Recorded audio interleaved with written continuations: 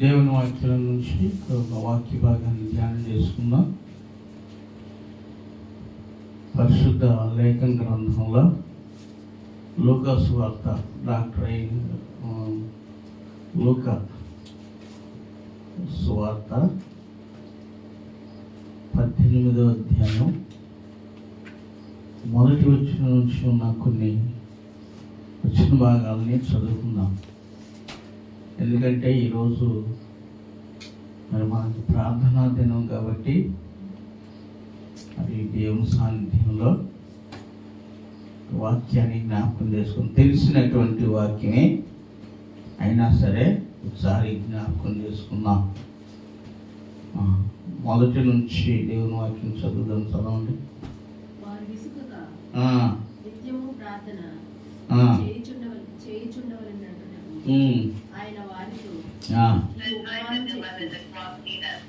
ఈ ఉపమానము చెప్పాను. చాలే అమ్మా.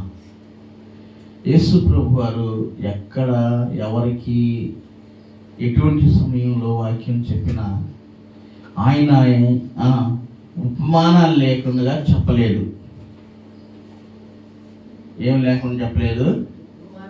ఉపమాన రూపం లేకుండా చెప్పలేదు. ఉపమానం అంటే మన పరిభాషలో కథ రూపంలో వాళ్ళకి వాక్యాన్ని చెప్పి ఆయన ప్రభువులోకి ఆ దేవుని యొక్క సువార్తను నమ్మడానికి ఆయన చెప్తూ ఉండేటువంటి వాడు. ఒక కథలాగా పోల్చి మాట్లాడుతున్న దీన్ని బైబిల్ భాషలో ఏమన్నారంటే ఒక ఉపమానము అని అన్నారన్నమాట.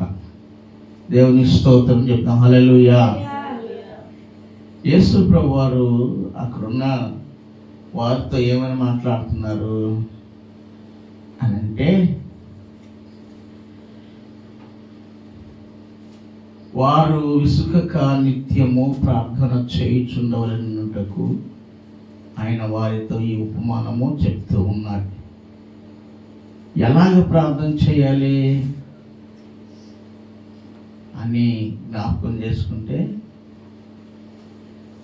విసుగుదల లేని ప్రార్థన చేయాలి. ఏం ప్రార్థన చేయాలి? విసుగుదల లేని ప్రార్థన చేయాలి. బహుగా ప్రార్థన చేయుడి, ఇక మీదట బహుగా ప్రార్థన చేయుటి. క్రైస్తవ జీవితంలో పాట ఉంది. ఆ పాటలో ఒక వచనం ఏముందంటే, విసుగున్నచో సిద్ధి వెనకకి పోవును. చెప్పండి. విసుగున్నచో సిద్ధి వెనకకే పోవును అంటే ఏంటి? కార్యం కొరకు ఏదైనా ఒక కార్యం కొరకు, లేదంటే ఏదైనా ఒక వ్యాధి కొరకు, లేదంటే ఏదైనా ఒక సమస్య కొరకు మరి మనం ప్రార్థన చేస్తున్నప్పుడు చేసి ఇసుకొచ్చిందనుకోండి, ఆ సమయంలోనే దేవుడు చేయాలని కార్యం చేయాలని ఆయన ఆలోచన కలిగి సిద్ధం చేస్తూ ఉంటాడు. ఈ లోపల సాతాను ఏం చేస్తుందంటే, ఆయన ఎంతసేపు ప్రార్థన చేస్తాడు, ఈ పొద్దాకి ప్రార్థన చేసి ఇదే మొద్దాకి ఇదే గొనుగుడు అని చెప్పి అనిపించేసి ఏం చేస్తుందంటే, ప్రార్థన ఇసుకొచ్చేటట్టుగా చేసి ప్రార్థన చేయించి ముగించేసి ఆమెనని లేచిపోయేలాగా చేస్తుంది. అందుకని పౌలు గారు ఏం చెప్పాడంటే, మనం అపవాది తంత్రాలను ఎరగని వారము కాము. అర్థమైందా? అపవాది తంత్రాలను అంటే అపవాది తంత్రాలు తెలియని వారం కాము అన్నాడు. తెలియని వారం కాము అంటే ఏమని అర్థం? దానికి తెలిసిన వారని అర్థం అన్నమాట. దేవుని స్తోత్రం. ఇప్పుడు అపవాది యొక్క కార్యాలని మనం ఏం చేయాలి అని అంటే, మనం గుర్తించాలి. ఏం చేయాలి? మనం గుర్తించాలి. గుర్తించి ఆ ఆ కార్యాన్ని లేక ఆ విషయంలో కలుగుతున్న విసుగుదలను పక్కన పెట్టేసి కొంత సమయం లేచిపోకుండా కొంత సమయం మౌనంగా ఉండి కనిపెట్టి ఉండటం వలన దేవుడు మనకు చేయబోయేదాన్ని చూపిస్తుంటాడు, లేదంటే జరగబోయేదాన్ని చూపిస్తూ ఉంటాడు. ఆయన ఏం చేయాలనుకుంటున్నాడో దాన్ని తెల్లగా బయలుపరుస్తూ ఉంటాడు. మనం ప్రార్థన చేస్తుంటాం కానీ మనం ప్రార్థనలో కనిపెట్టడం ఉండదు. ఆమేనంటాం. మీరు సొంత ప్రార్థన చేసినా, సంఘంలో ప్రార్థన చేసినా ఏం చేయాలి అని అంటే కనిపెడతా ఉండాలి. ఒకరు ప్రార్థన చేస్తుంటే మరొకళ్ళు కనిపెట్టే విధానంలో ఉండాలి. కళ్ళు తెరిచి అటు చూసి ఇటు చూసి, కళ్ళు తెరిచి ఇటు చూసి అటు చూసి, ఎదటోళ్ళకి వెళ్ళి వెనకోళ్ళకి వెళ్ళి పక్కన వాళ్ళకి వెళ్ళి ఈ విధంగా చేయకూడదు. ఏం చేయాలి? ప్రార్థన చేస్తున్నటువంటి వారిని ప్రార్థన చేస్తూ ఉంటే దేవుని సన్నిధిలో కనిపెట్టేవాళ్ళు కనిపెడుతూ ఉండాలి. అందుకనే మనకి రాబోయే సంగతులు ఏవి కూడా బయలుపరచబడట్లేదు. అందుకనే ప్రియమైన దేవుని బిడ్డలారా, ఈ సంవత్సరం ప్రారంభంలో మనం ఏం కలిగి ఉండాలి అంటే గురి కలిగి ఉండాలి. మన ప్రార్థన ఎలాంటి ప్రార్థన అయి ఉండాలి అని అంటే విసుగుదల లేని ప్రార్థన అయి ఉండాలి. దేనికైనా ఇసుక్కో, టీవీ చూడటానికి తీసుకొస్తుందా, సీరియల్ చూడటానికి తీసుకొస్తుందా, పొద్దాక దాని ముందు కూర్చోడానికి తీసుకొస్తుందా? దేనికి ఇసుకు రాదు, దేనిలో విసుగుదల రాదు. కానీ ప్రాముఖ్యంగా దేనిలో విసుగుదల వస్తుంది అని అంటే ప్రార్థనలో విసుగుదల వస్తుంది. ఏమొస్తుంది చెప్పండి? ఏమొస్తుంది అని చెప్పండి. ఏమొస్తుంది? విసుగుదల వస్తుంది. ప్రార్థనలో విసుగుదల వస్తుంది. మనకి ఎప్పుడైతే విసుగుదల వచ్చిందో ప్రియులారా, దేవుని కార్యాలు వెంటనే వెనక్కి వెళ్ళిపోతాయి, ఆగిపోతాయి. వెంటనే కార్యం ఏమవుతుంది? ఆగిపోతుంది. కనుక మన జీవితాల్లో మనకు ప్రాముఖ్యంగా చెప్పేది ఏంటి, నేర్చుకోవాల్సింది ఏంటి అని మనం జ్ఞాపకం చేసుకుంటే, మన జీవితాల్లో విసుగుదల లేని ప్రార్థన అయి ఉండాలి. మనం చేసే ప్రార్థన ఎలాంటిదై ఉండాలంటే విసుగుదల లేనటువంటి ప్రార్థన అయి ఉండాలి. విసుగుదల లేని ప్రార్థన ఏం చేస్తుందంటే కార్యాన్ని సిద్ధింపజేస్తుంది. అలాంటి విసుగుదల లేని ప్రార్థన ఆత్మ ఈ సంవత్సర ప్రారంభంలో నీ మీదికి వచ్చునుగాక. కనుక ప్రియమైన దేవుని బిడ్డలారా, మరి ఉపమానం చెప్తూ ఉన్నారు. ఏమని? విసుగుదల రాకుండా ఉండాలి అనే దానికి ఒక ఉపమానం చెప్తా ఉన్నారు. ఒక ఊళ్ళో ఒక న్యాయాధిపతి ఉన్నాడు. మనుషులను లెక్క చేసేవాడు కాదు, దేవునికి భయపడేవాడు కాదు. ఆ ఊర్లోనే ఎవరున్నారంటే ఒక విధవరాలు ఉంది. ఆమెకి తన పక్కింటి వారికి ఏదో గొడవ జరిగింది, దేనికాడో గొడవ జరిగింది. మరి ఇప్పుడు ఈమెకి న్యాయం జరగాలి కాబట్టి ఆ ఊర్లో ఉన్న న్యాయాధిపతి ఎలాంటి వాడు అంటే అన్యాయస్తుడైన న్యాయాధిపతి అని బైబిల్ గ్రంథంలో రాయబడింది.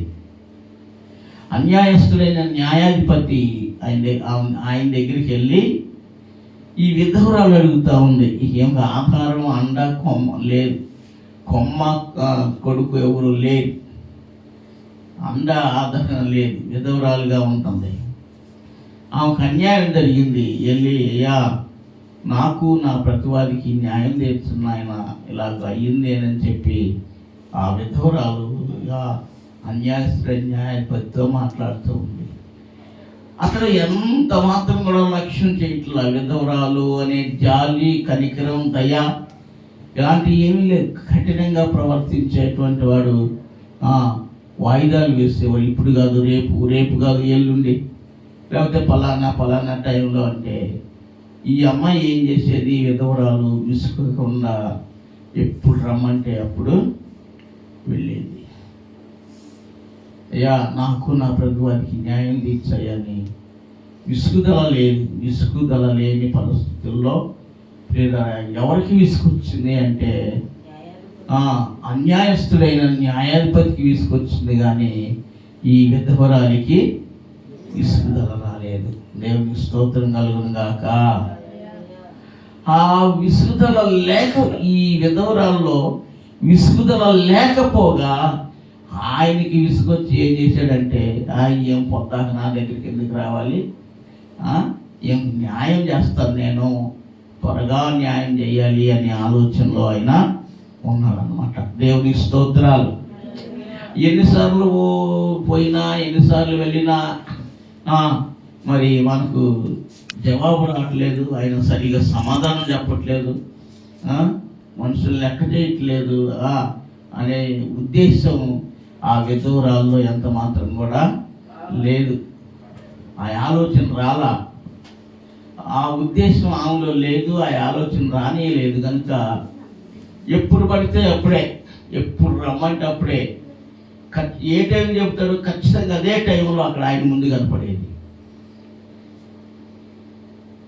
ఇప్పుడు ఎవరు విసిగారు అంటే అన్యాయస్తులైన న్యాయాధిపతి విసుకొచ్చి, అది ఏమి నా దగ్గరికి రాకుండా ఉండాలంటే నేనేం చేయాలి, న్యాయం చేయాలి అనే ఆలోచన కలిగి ఉన్నాడు. యేసు ప్రభు అక్కడ ఒక మాట మాట్లాడి ఏమన్నాడు తెలుసా? అన్యాయస్తుడైన న్యాయాధిపతి చెప్పిన మాట వినడే అన్నాడు. తర్వాత ఏంటి, అన్యాయస్తుడైన న్యాయాధిపతి న్యాయం తీర్చాలి అనుకుంటే నీ పరలోకమందున్న మీ తండ్రి మీకు అంతకంటే నిశ్చయముగా మరి త్వరగా న్యాయం తీర్చును కదా అన్నాడు. దేవుని స్తోత్రం కలుగును గాక. రండి, త్వరగా న్యాయం తీర్చును గాక అని న్యాయం తీరుస్తాడు. కనుక మన న్యాయవాది ఎవరు అంటే యేసుక్రీస్తు ప్రభువు. ఈ లోకంలో ఉన్న న్యాయవాదులకి డబ్బులు పెట్టాలి, లంచాలు పెట్టాలి, లంచం పెట్టాలి. ఎంత పెట్టినా పెట్టు, ఎంత పెట్టినా తీసుకురా, ఎంత పెట్టినా తీసుకురా. కానీ మన పక్షాన ఉన్న న్యాయాధిపతి ఆయన న్యాయం చేసేటువంటి దేవుడు. ఈ లోకంలో ఉన్న న్యాయాధిపతులకి ఎంత పెట్టుబడి పెట్టినా చివరికి అన్యాయమే జరుగుతుంది తప్ప న్యాయం అనేది జరగదు, చెయ్యరు. కనుక ప్రియులరా, మన జీవితాల్లో ఏముండాలి మనకి అంటే విసుగుదల లేనటువంటి ప్రార్థన అయి ఉండాలి. దేవుని స్తోత్రం చెప్పండి, దేవుని స్తోత్రాలు చెప్పండి గట్టిగా, హల్లెలూయా. విసుగుదల లేని ప్రార్థన నీ జీవితంలో, నా జీవితంలో మనకు కావాలి అని కోరుకోవాలి. అందుకనే పాట ఏమని పాడతాం, ప్రార్థనా శక్తి నాకు కావాలయ్యా, నీ పరలోక అభిషేకం కావాలయ్యా అని పాడతాం. కానీ ఆ అభిషేకాన్ని పొందుకునే అంతగా ఆరాధనలో లీనమై దేవునితో కలిసిపోయే విధానం ఉండట్లేదు. అది ఎప్పుడైతే మరి దేవునితో కలిసి ప్రభువులో లీనమైపోయేటట్టు రీతిలో మనం ప్రార్థన చేయగలిగితే, ప్రార్థనా శక్తిని పొందుకోగలిగితే నీకు నాకు మనకు అసాధ్యమైనది ఏది కూడా లేదు. యేసుప్రభు అదే చెప్పారు, మీరు నాకంటే గొప్ప కార్యాలు చేస్తారు అని చెప్పి యేసుప్రభు శిష్యులతో చెప్పాడు. కనుక ప్రియులారా, మన జీవితంలో మనకి ఏముండాలి అని అంటే విసుగుదల అనేది ఏమాత్రం కూడా మనకి రానివ్వకూడదు. విసుగుదల అనేది ఏం చేయకూడదు, రానియకూడదు. ప్రార్థన చేయాలి. భారము బాధ్యత ఉంటే విసుగుదల అనేది ఏమాత్రం కూడా రాదు. ప్రార్థన చేస్తాం మనం అండి, ప్రార్థనలో భారం ఉందా? భారం కలిగిన ప్రార్థన చేస్తున్నావా? లేకపోతే మన ప్రార్థనలో బడి పిల్లలు దాన్ని ఏమంటారు, బట్టి అప్పచెప్పినట్లుగా మన ప్రార్థన ఉంటుందా? ఒకసారి ఆలోచన చేసుకోవాలి. ఈ సంవత్సరంలో ప్రార్థన ఎలాంటిది? నువ్వు చేసేటువంటి ప్రార్థన, మనం చేసేటువంటి ప్రార్థన ఎలాంటిది? గత సంవత్సరంలాగా మనం లేజితనంగా ఉండకుండా ఎలా ఉండాలి అంటే చురుకుగా ఉండాలి. ఎలా ఉండాలా చెప్పండి? ఎలా ఉండాలి చెప్పండి? ఎలా ఉండాలి? మాట్లాడండి. ఉన్నవాళ్ళుగా ఉన్నారు కదా, మాట్లాడండి. చురుకుగా ఏం చేయాలి? చురుకుగా ఉండాలి. చురుకుగా ఉంటే అది చెప్పనా, సామెతల గ్రంథంలో దేవుడు ఏమని రాశాడంటే చురుకుగా నుండుట గొప్ప భాగ్యం. భాగ్యం అంటే గొప్ప భాగ్యం అంటే ధన్యత, గొప్ప ధన్యత, గొప్ప భాగ్యము, లేకపోతే గొప్ప ఐశ్వర్యము అని దేవుని యొక్క వాక్యం తెలియజేస్తుంది. కానీ పిల్లరా, మనం ఈ 25వ సంవత్సరం ప్రారంభంలోనైనా సరే నుండి ఏం చేయాలి? మనం చురుకుగా పనిచేయాలి.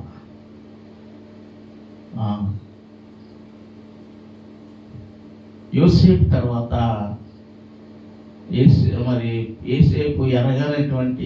ఏసేపును ఎరగనటువంటి ఒక ఆయన ఈజిప్టులో రాజుగా వచ్చాడు. ఏసేపు తర్వాత ఆయన ఆ టైంలో ఈ ఇశ్రాయేలీలను ఎంత కష్టపెడుతున్నారంటే అంత కష్టపెడుతున్నారు. ఎంత శ్రమ పెడుతున్నారో సంతానం అంత విరివిగా పెరిగిపోతుంది. అంత విరివిగా ఇశ్రాయేల్ స్త్రీలు ఎక్కువగా డెలివరీ అవుతున్నారు. ఇశ్రాయేలీలు ఎక్కువ అవుతున్నారు అన్నమాట. అలాంటి పరిస్థితుల్లో ఆ ఫరో ఏం చేశాడంటే ఐగుప్తు స్త్రీలు కాదు, వాళ్ళవి హెబ్రీ స్త్రీలలోనే ఒక 2 మంత్రస్థాలను ఏర్పాటు చేసి మగపిల్లలు నా పేట్ల మీద కూర్చొని ఉండగానే మగపిల్లలను చంపేసేయండి, ఆడపిల్లలు అయితే బ్రతకనేయండి, ఎందుకంటే వాళ్ళు అయితే వాళ్ళకి సేకరి చేస్తారు. మగవాళ్ళు పుట్టారు అంటే వాళ్ళు సంతానం ఎక్కువైంది అంటే మన మీద యుద్ధానికి వస్తారు, మనం ఓడిస్తారు అనే ఒక దురాలోచన కలిగినటువంటి ఫరో 2 మంత్రస్థాలని ఏర్పాటు చేస్తాడు. మంత్రస్థాలని ఏర్పాటు చేసి ఉంచుతాడు. వాళ్ళు ఎవరంటే హెబ్రీలే. అయితే ఈ మంత్రస్థానాలు రాకముందే గర్భిణితో ఉన్నవాళ్ళు ఏమయ్యేవాళ్ళంటే డెలివరీ అయి ఉండేవాళ్ళు, మగపిల్లలు అయి ఉండేవాళ్ళు. ఇక ఆజ్ఞ పొందినా సరే చంపడానికి అవకాశం లేదు ఇక అక్కడ, ఎందుకంటే దాచిపెట్టేసేవాళ్ళు. కనుక ప్రియులారా, ఫరో అడుగుతాడు, ఏంటి ఇశ్రాయేలీలు హెబ్రీలు అంత విరివిగా పెరిగిపోతుంటే మీరు మంత్రస్థానులుగా నేను వారి మీద పెట్టినందుకు మీకు జీతాలు ఇచ్చి అని అంటే వాళ్ళు ఒక మాట చెబుతున్నారు తెలుసా? హెబ్రీ స్త్రీలు ఐగుప్తు స్త్రీల వంటి వారు కారు. దేవుని స్తోత్రం చెప్పండి. హెబ్రీ స్త్రీలు ఐగుప్తు స్త్రీల లాంటి వారు కాదు. మంత్రస్థానులు తమ యొద్దకు రాకముందే వారు కని కూర్చుంటున్నారు. హెబ్రీ స్త్రీలు చురుకైనటువంటి వారు. దేవుని స్తోత్రం చెప్పు. హల్లెలూయా. ఎలాంటి వారు? చురుకైనటువంటి వారు. దేవుని స్తోత్రాలు. చురుకుదనం అనేది చాలా గొప్ప ధన్యత, గొప్ప భాగ్యము. కనుక ప్రియమైన దేవుని బిడ్డలారా, ఈ రాత్రికాల సమయంలో మీకు జ్ఞాపకం చేస్తున్న విషయం ఏంటి అని అంటే విసుగుదల లేకుండా, ఇది జాగులు మారుతనం లేకుండా ఎలా ఉండాలి అంటే చురుకుదనం కలిగి ఉండటం దేవుని పరిచర్యలో అది చాలా ప్రాముఖ్యము. అది గొప్పవారినిగా చేస్తుంది. అది ఆశీర్వాదానికి కారణము అవుతా ఉంది.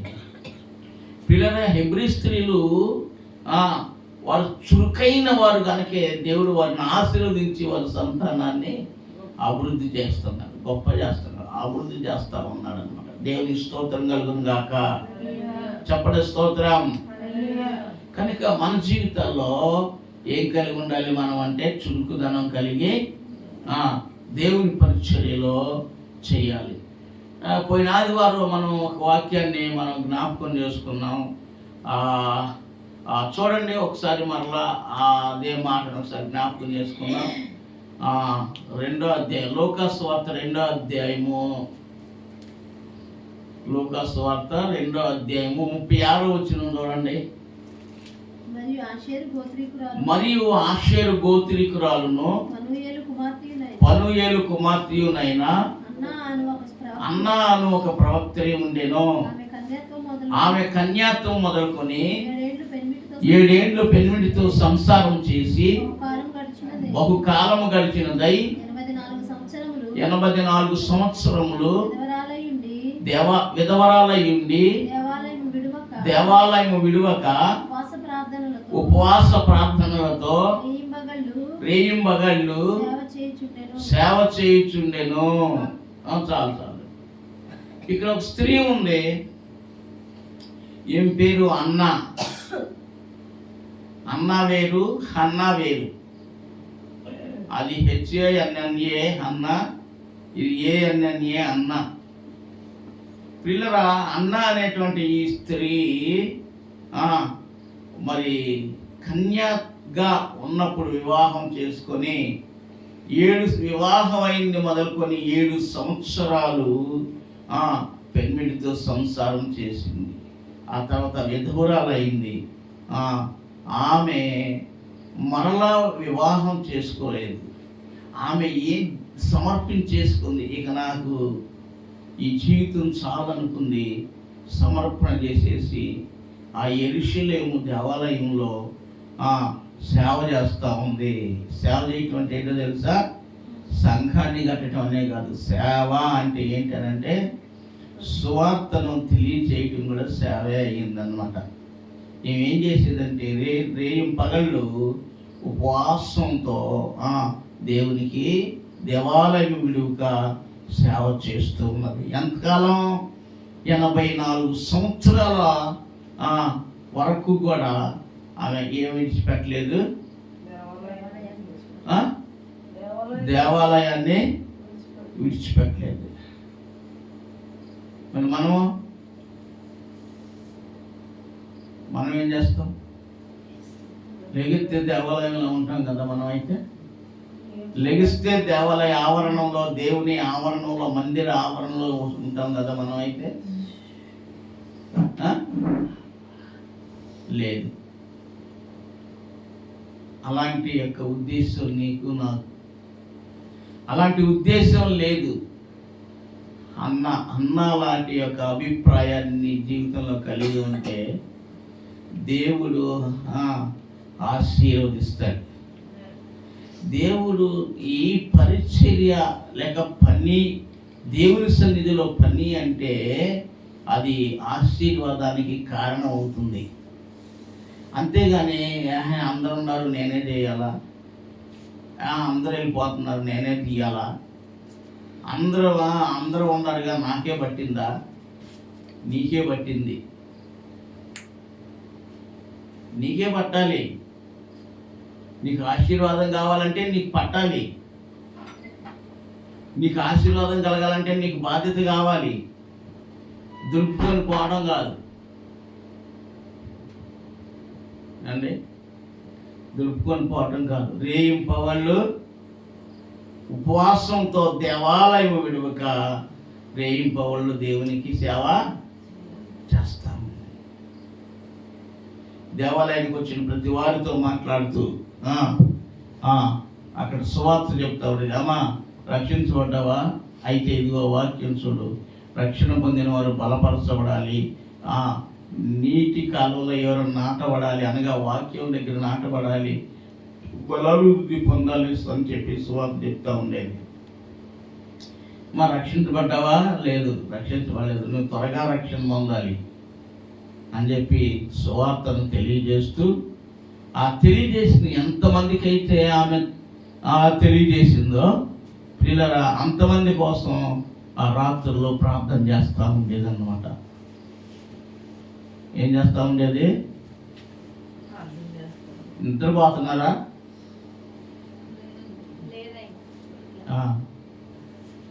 దేవుని స్తోత్రం చేద్దాం. హల్లెలూయా.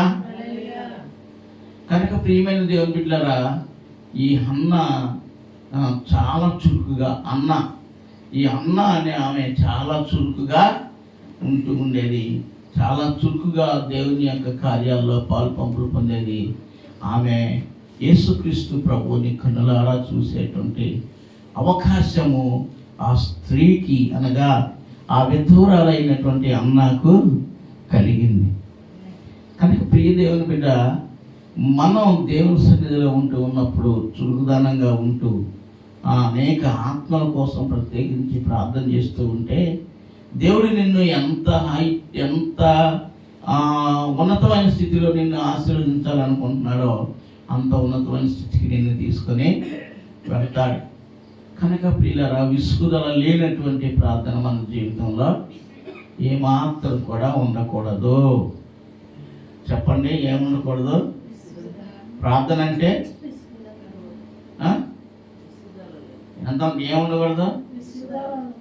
ఉండదు. పూర్వకాలపు భక్తుల్లో, మనకు తెలియదు, పూర్వకాల భక్తుల్లో జాన్ హైడ్ అనేటువంటి ఒక భక్తుడు ఉన్నాడు. ఆయన రోజులో 14 గంటలు ప్రార్థన చేసేవాడు అన్నమాట. భక్తుల జీవిత చరిత్రలో దొరుకుతూ ఉంటే కొనుక్కొని చదువుకోండి. చదవగలిగిన వాళ్ళు చదవండి. భక్తి అంటే ఏంటి తెలుస్తుంది, అనుభవం అంటే ఏంటో తెలుస్తుంది. భక్తుల యొక్క జీవిత చరిత్రలు మనం కొనుక్కొని చదువుతూ ఉంటే అర్థమవుతూ ఉంటుంది అన్నమాట. దేవుని పనిలో ఎలా ఉండాలి, దేవుని సాన్నిధ్యంలో ఎలా ఉండాలి, విసుగుదల వస్తే ఎలా ఉంటుంది, విసుగుదల లేకపోతే ఎలా ఉంటుంది అనే సంగతులన్నీ కూడా మనం నేర్చుకోగలుగుతాం అన్నమాట. కాబట్టి ప్రియమైన దేవుని బిడ్డలారా, ఈ రాత్రి వేళ ఈ మాటలు వింటున్నా నీ జీవితంలో దేవుని స్తోత్రం చేద్దాం. హల్లెలూయా. నీ జీవితంలో నీకు కావాల్సింది ఏంటి అంటే విసుగుదల లేని ప్రార్థన కావాలి. ఏం ప్రార్థన కావాలి? మెలకు వచ్చినప్పుడల్లా లేచి ప్రార్థన చేస్తున్నారా? నాకు నేను తెల్లారేసరికి కనీసం నేను 3 సార్లు అయినా లేచుతా. పాస్కి, బయటికి, టాయిలెట్కి. లేచినప్పుడల్లా కూర్చొని ఎవరి కోసం అయినా సరే ఒకళ్ళ కోసం ప్రార్థన చేసేవాడిని. ఆ సమయంలో ఎవరు గుర్తొస్తే వాళ్ళ కోసం ప్రార్థన, కొంత సమయం ప్రార్థన చేసి, నిద్ర మొత్తం ఉంటుంది కాబట్టి దాన్ని ఏం చేస్తాను, కొంచెం అట్లా అణిచిపట్టి కొంత సమయం ప్రార్థన చేసి పడుకుంటాను. మన జీవితంలో మరి మేల్కొంటాం, ఏం చేస్తాం?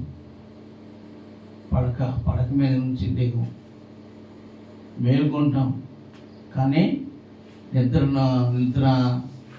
నుండి మేల్కొంటాం, కానీ ప్రార్థన చేయం. నిద్ర పట్టకపోతే మనసు మీద అటు ఇటు కొట్టుకులాడుతూ ఉంటాం, ఈదరికి అదరికి దులుతూ ఉంటాం, కానీ ప్రార్థన జీవితం అనేది ఉండదు. అది ఉంటే కనుక నీ జీవితంలో నిన్ను గొప్పవాడిగాను గొప్పదానిగాను దేవుడు ఆశీర్వదిస్తాడనమాట. కనుక ఈ నూతన సంవత్సరంలో నువ్వు నేర్చుకోవాల్సింది ఏంటంటే ఆ విధురాల వలె విసుగుదల లేనటువంటి ప్రార్థన. ఎవరో లూకాసు వార్త 18వ అధ్యాయంలో ఉన్న ఆ విధవరాలు విసుగుదల లేని ప్రార్థన, ఆ విసుగుదల లేకుండా ఎలా తిరిగిందో, తనకు న్యాయం జరిగే వరకు పట్టుదల బట్టి న్యాయం జరిగే వరకు కూడా పట్టుదల బట్టి పిల్లల ఏం చేసేది, ఆ న్యాయాధిపతి దగ్గరికి వెళ్తేది చురుకైనదిగా. ఒకటి ఆమె దగ్గర మనం నేర్చుకోవాల్సింది చురుకైనదిగాను ఒకటి. రెండవది పట్టుదల కలిగినటువంటి ఆమె పట్టుదల కలిగినటువంటిది గాను, పోరాటం చేసేటువంటిది గాను మనం 3 విషయాలు ఆమె దగ్గర నేర్చుకోవచ్చు. చెప్పండి, ఒకటి ఏంటి?